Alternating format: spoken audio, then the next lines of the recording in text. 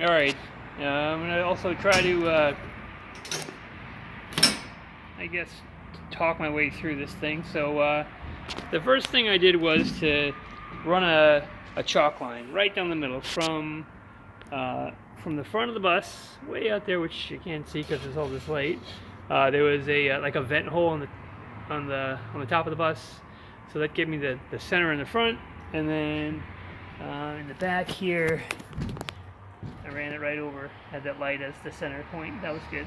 So I ran a chalk line, and the chalk lines, they snap and they stay there for about, I don't know, 30 seconds. As soon as the wind blows and you rub it, it's gone. So you got to be kind of careful and quick, I guess. So anyway, you run the chalk line, and then you lay down three of these struts here, and just eyeball it. Does it look straight?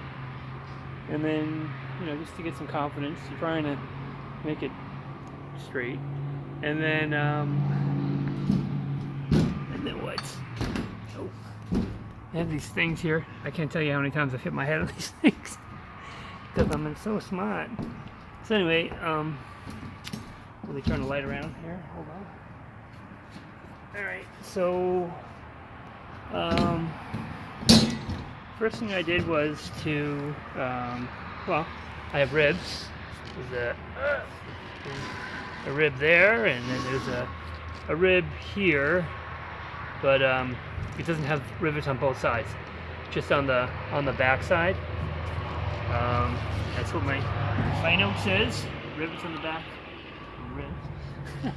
And my rivets were 25 3/4 from this lip here.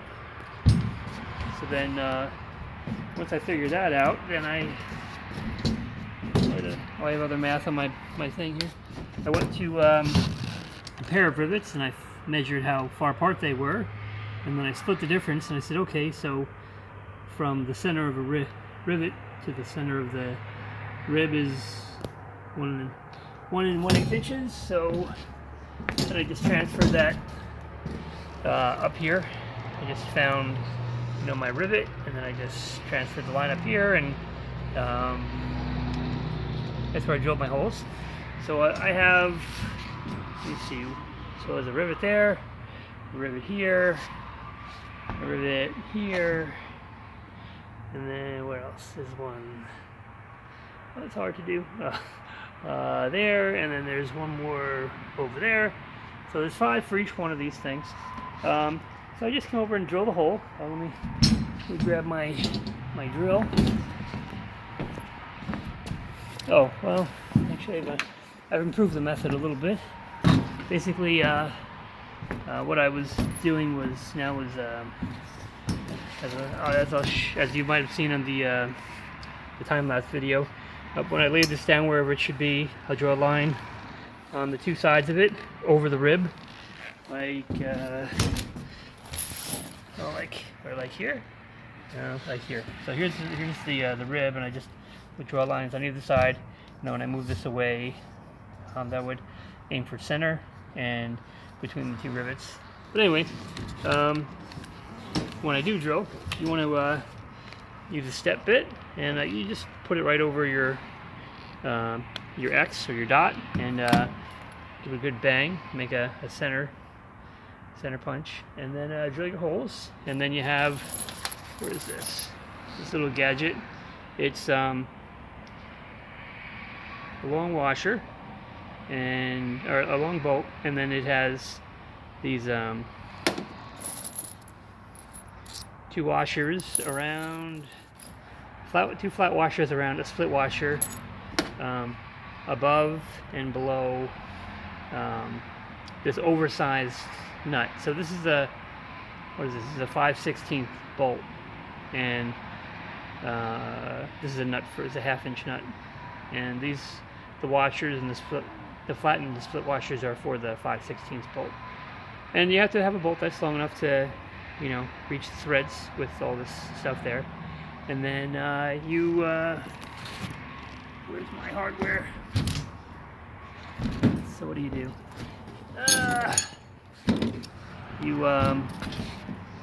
You drill your holes, and then you go to each hole and you I'm using Sikaflex. What Sikaflex am I using? I'm using, can I find it on here? Sikaflex, I think 251. Hold on. Don't go anywhere. Sikaflex 252. So I just get about a pea size of that. And it turns the hands gray. It's wonderful. And you go around the hole where the plus nut is going to be seated, and then you sink the plus nut in, and then I can't show you with two hands, but I put this crescent wrench on the nut. Can I do it with one hand? Let me see if I can do it with one hand. So the crescent wrench goes around the nut.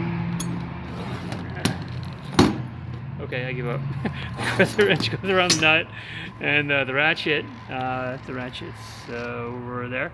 That goes on the top, and on the top of this thing, and then you just crank them together until it tightens up, and that's what this thing actually does and actually works. It's amazing. I mean, you could spend a plus nut installation tool. I saw one online for $45. They're a little easier to use. This method, I mean, I'm installing, what do I have? I have 9 of these down, and each one has 5, so 45. And then I'm going to add 6 more with 5 apiece, so that's 30. Yeah, 6 times 5 is 30. So 45 and 30, that's 75. This is a pec and bicep workout. So I don't know, dealer's choice, whatever. So anyway, that's what I did. So anyway, yeah. So I put the plus nut in, and then you remove this part here, this contraption at the top, and then you put it in a new. You put it in a new plus nut, and then you repeat the process until all your bolts are in. And oh yeah, some of the bolts don't line, or the ribs don't line up with the bolt holes, so or the holes in the strut. So you have to use the grinder, handy dandy grinder with very thin. What is it? I think it's a 3mm blade. Yeah, just notch it out, and then so your strut's notched out. You have all your plus nuts in, and then what I found is easiest is if you, especially for the side ones, so there's the center one. Put the center one in first, and I'm putting, I don't know if you can see it, 3 washers underneath and 1 washer on top, and because I mean there's these rivets, and they stand maybe 2 or 3 millimeters high, and then there's overlapping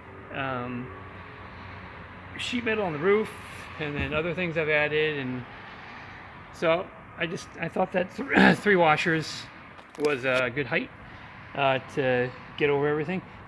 Maybe I can get away with 2. I might change my mind to go back to 2, but right now it's 3. Anyway, you just get over here, and it's really not that bad. I mean, you need to be careful. This is extremely dangerous. We did a roof raise, and I'm sitting at, what is it, 11 feet? So not that I'm an old man, but I would break something if I fell off.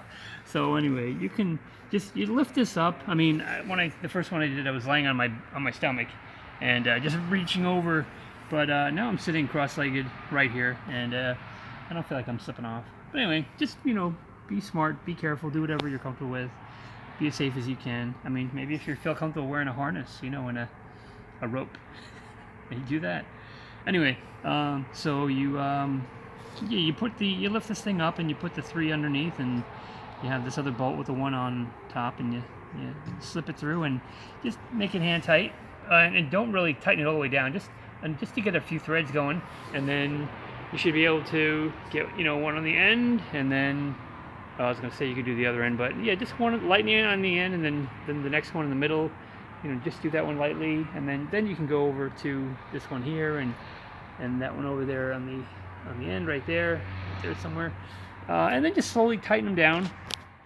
And then I usually take this thing off here, just just by hand. Just go over there and tighten that one end down, and then go back and tighten the other end down, and then, well, just snug, not just hand tight, and then you can get your ratchet out, and then get the middle ones, because now it's all lined up, and then you can go at that end and get the other end. Oh, by the way, I have 2 different wrenches for the socket, because where is it? It's handy. It's gone. The other one I have is I'm sitting on it. Yeah. Nope. Yeah. It's here somewhere. Okay. So yeah, one of them's longer. I use this one. It doesn't have the the whatever that is called, the ratchet in there. Yeah, it's just a square connector for the socket, but it's longer, so it's wonderful.